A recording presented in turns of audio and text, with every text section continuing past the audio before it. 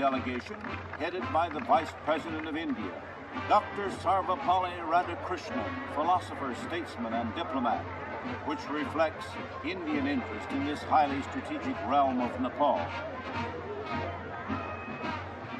In a counter-move of power politics, the Chinese Reds have sent an imposing delegation, headed by no less than the Vice Premier of China, Ulan Fu.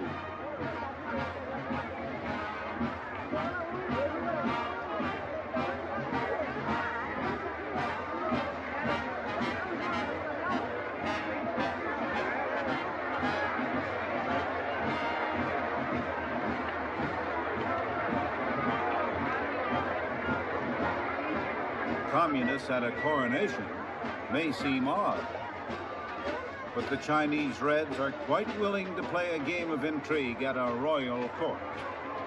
The stakes are high. Possible control of Nepal on the Indian side of the Himalayas.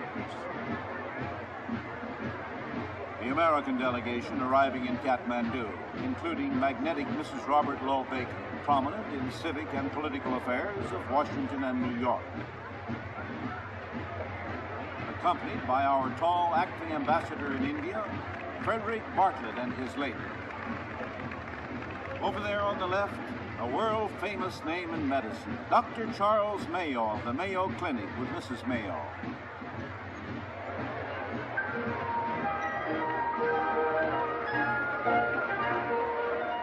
Oh yes, there is one other member of the American delegation.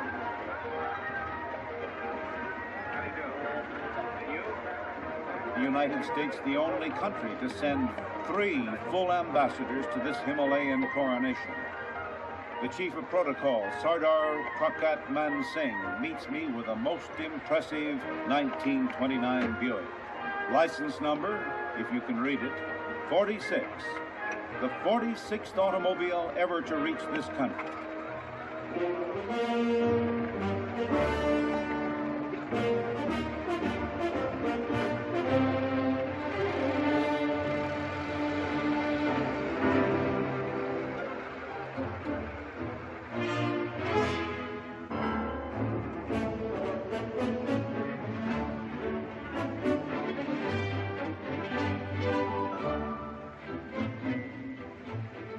The forests of Nepal are famous for their herds of wild elephant, many of whom are captured and tamed. Kathmandu traffic hazards include elephants.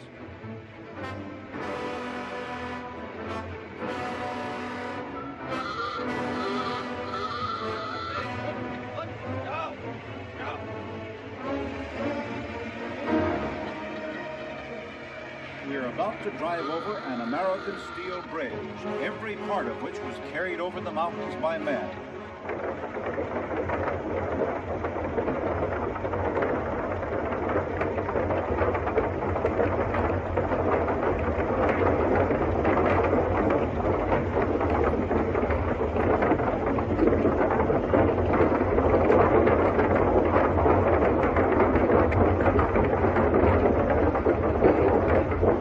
Nice, quiet bridge.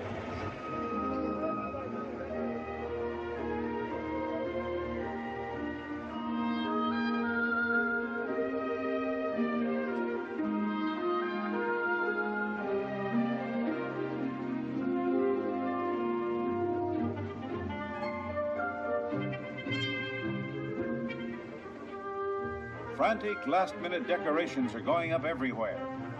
The legend is that the tree of paradise, taking the form of a man, strolled into this valley, liked it, and promised to send some sacred wood for a shrine, which he did. Kat, meaning wood, Mandu, structure.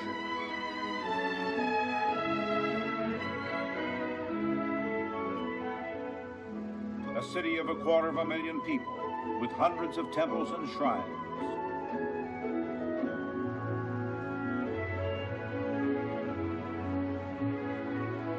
After saying a prayer, this Buddhist monk places a flower on his head.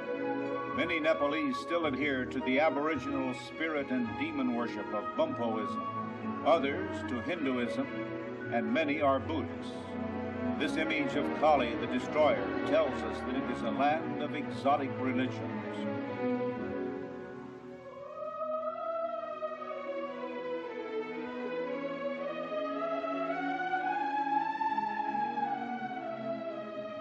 god Vishnu, many Nepalese call him Narayan, reclining on the serpent of eternity, sculptured more than 1,000 years ago.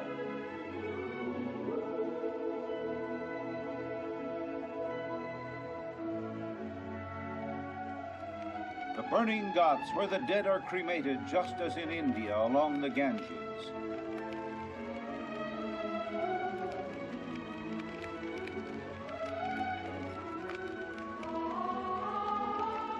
Ashes thrown into the river where children splash and play.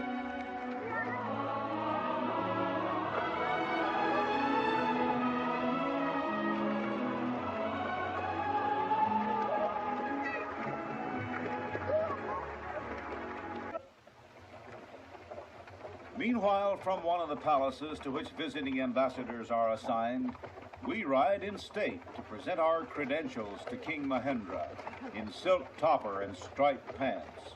All delegations instructed to bring formal clothes.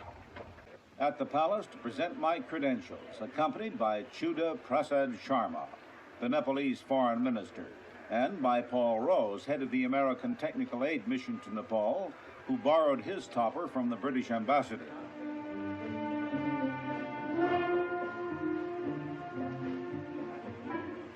I am told that I must bow 3 times before His Majesty.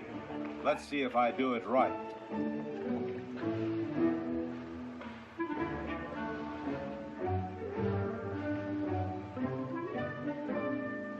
Your Majesty, I've come halfway around the world to present the congratulations of my country. May I present Mr. Rose of the United States Mission? Your Majesty, I'm honored.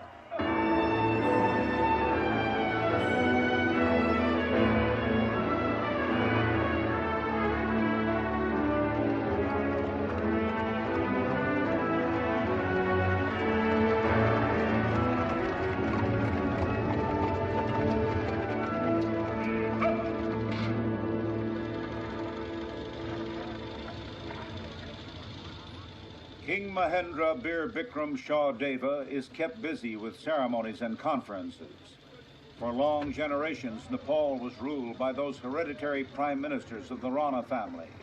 But in 1951, Mahendra's father, King Tribhuvana, grew tired of being a puppet, escaped from the palace, flew to India, and then came rebellion in Nepal. And the rule of the hereditary Rana prime ministers collapsed, and the king returned a real sovereign. But only for a short time, and upon his death, his son seized the throne.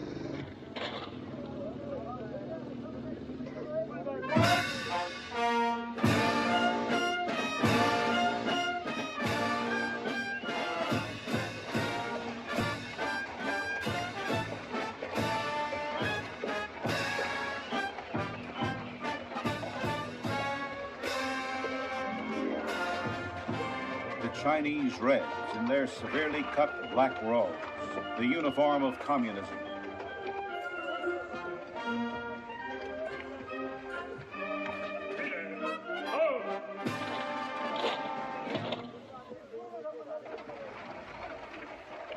The Red Ambassador arriving for an audience with the king, escorted by the Nepalese Foreign Minister Chuda Prasad Sharma. Behind the scenes, the game of power politics is in full swing. Soon after this coronation event, the news came, a treaty signed between the Chinese Reds and King Mahendra's Nepal.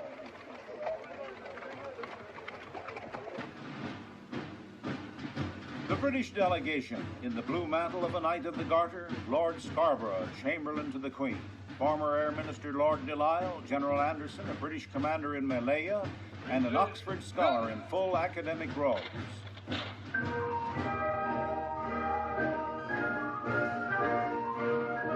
Gurkha troops from the British Army fighting the Reds in Malaya.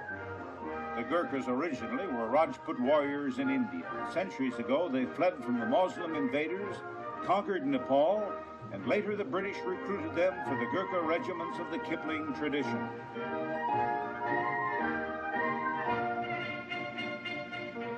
And Lord Scarborough presents a sword to King Mahendra, informing him that he is now an honorary British general.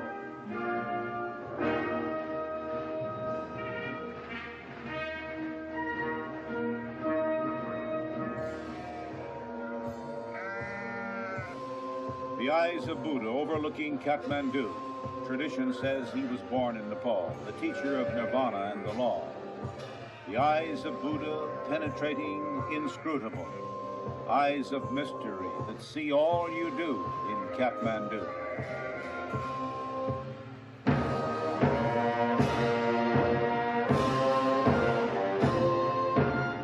Before the entrance to the shrine, pilgrims prostrate themselves and chant Om Mani Padme Om. Om Mani Padme Om.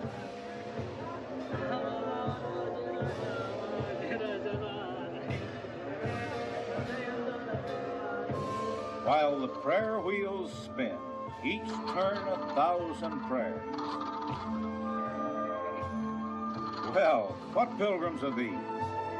Say, you fellows, you're going the wrong way. Your prayers won't be heard at all unless you turn and go the other way.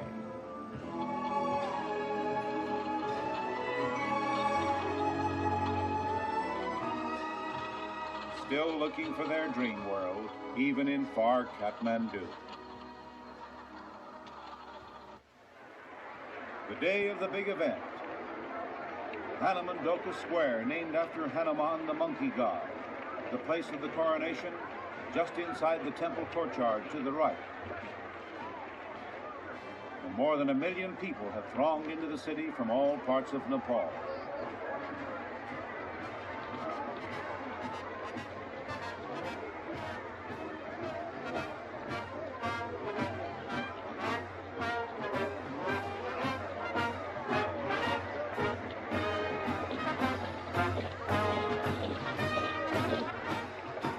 Marco Polo tradition of the gorgeous East, now becoming a thing of the past. China, communist and grim. India, a parliamentary democracy.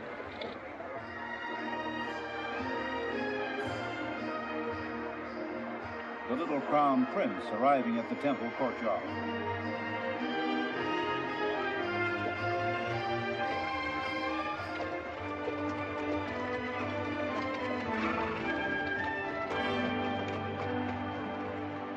King, regarded as a divinity, a reincarnation of the god Vishnu.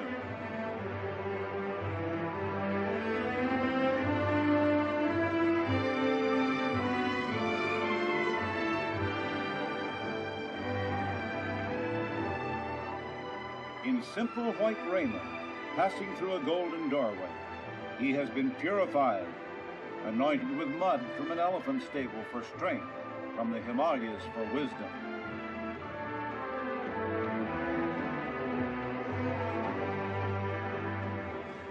He has only one wife, although he could have many, but he prefers monogamy. One queen, her name, Ratnarama permission. So now their Himalayan majesties take their places with powerful Cinerama lights illuminating the throne of the 9 golden serpents.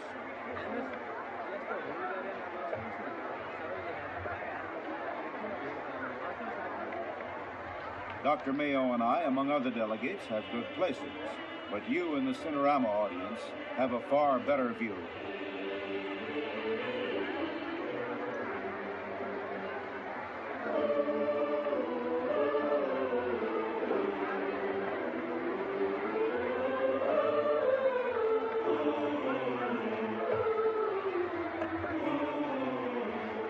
The astrologers consulting the stars have calculated the exact minute. 10:43 a.m. And at that instant, King Mahendra is crowned with a diadem surmounted by a plume of the greater bird of paradise.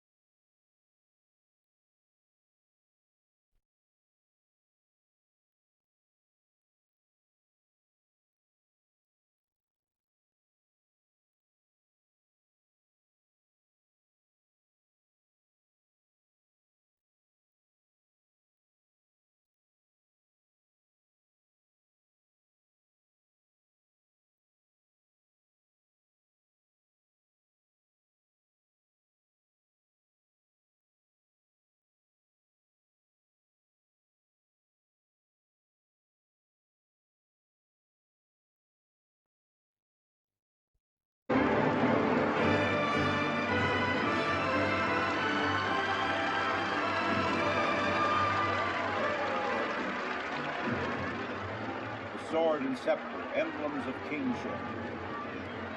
Then the ritual is done. Like a sinister ghost at the park, the Chinese communists, again in black.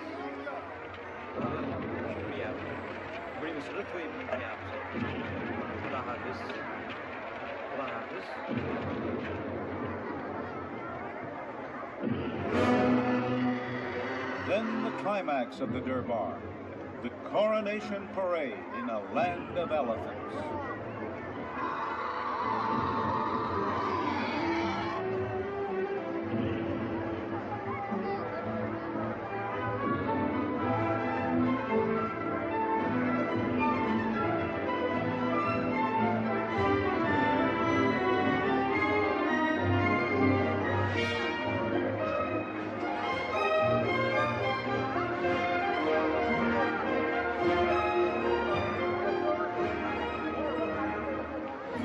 Mounts and dismounts a white horse.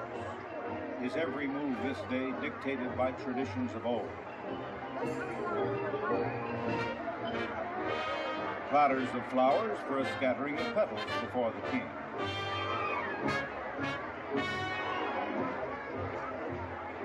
Enough to shake the daylights out of you when your elephant gets up.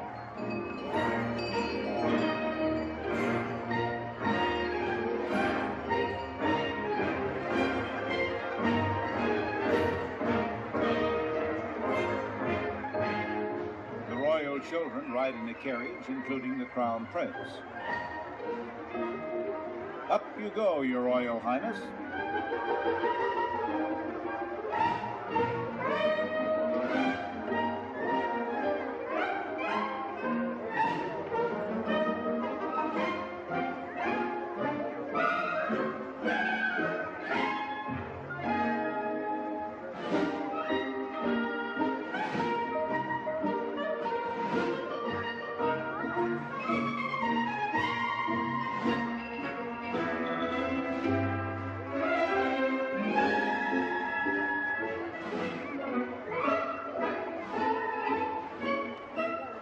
Note the rare white plume of that greater bird of paradise, adorning a crown encrusted with hundreds of pearls, diamonds, and emeralds.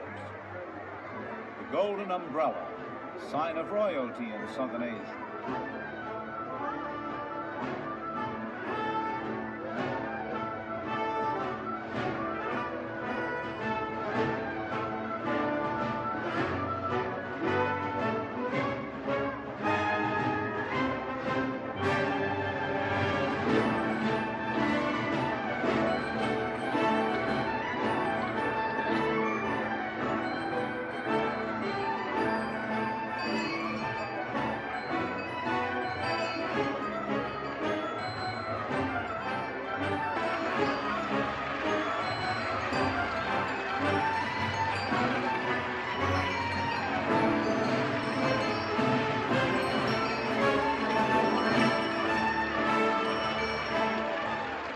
But look who's joining the procession. Daughters of American officials are invited to take part in the parade. The Sarge talking them into taking him and the Major along, too.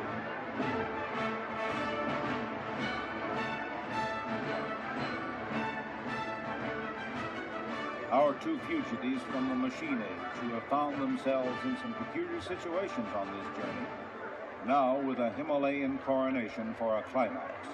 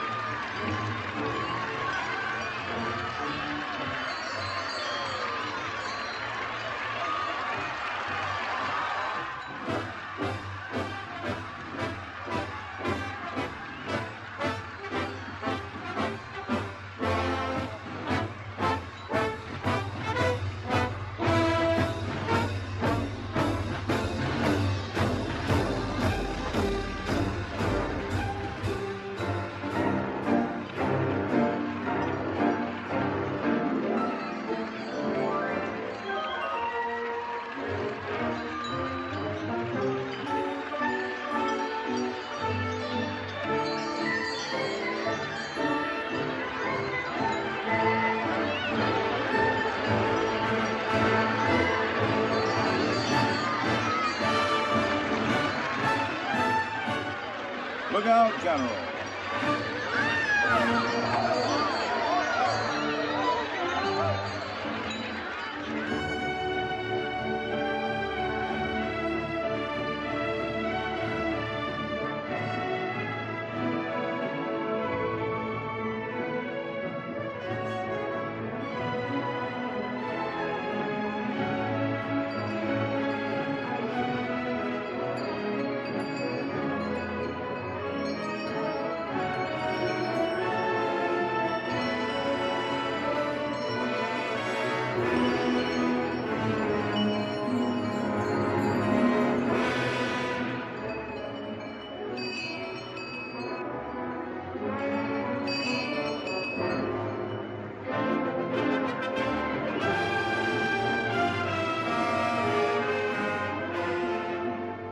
So ends a royal durbar, such as man in this fast-changing, mechanized world may never see again.